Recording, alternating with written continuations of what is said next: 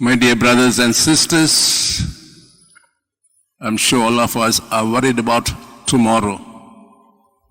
I'm still not saying 17th of November, but tomorrow, the future. And so we make provisions for the future, for our children, may also be grandchildren, by investing so-called our wealth in our different agencies. Because we want our children to have a better future. During the gospel passage, we heard about Pharisees asking Jesus about tomorrow. Not about today, but tomorrow. Jesus had come to establish a kingdom which will be tomorrow, they thought.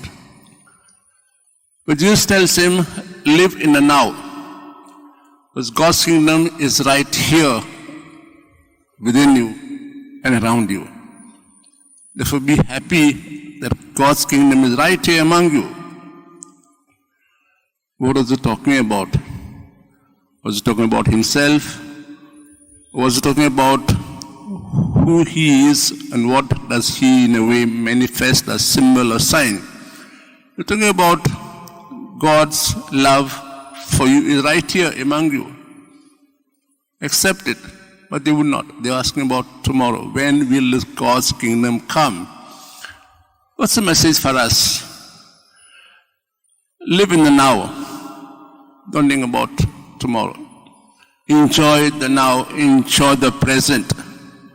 Whatever sources you have with you, talents, capabilities, use them now. If you say a kind word to somebody, say it to him or her. If somebody asks them for a walk just to have fresh air, go.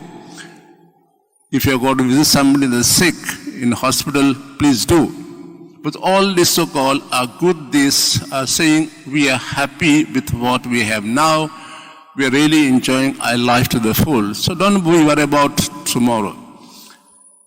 Have you ever thought about this? Or we are always concerned, my hair graying, one day I'll die, and after I die, what will happen to me?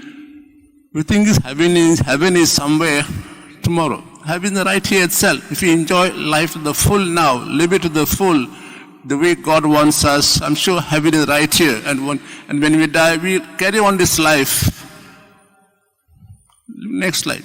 But if we on this earth are all the time concerned about tomorrow and in a way make a mess of our life now, in different ways, the same mess will carry on tomorrow. So we ask God to help us to understand this fact. We are called to live in a now, use all our resources that we have, or talents we have, share with others, and enjoy life to the full now, so that we in a way are living examples of God's love and God's kingdom right here, today, at this moment.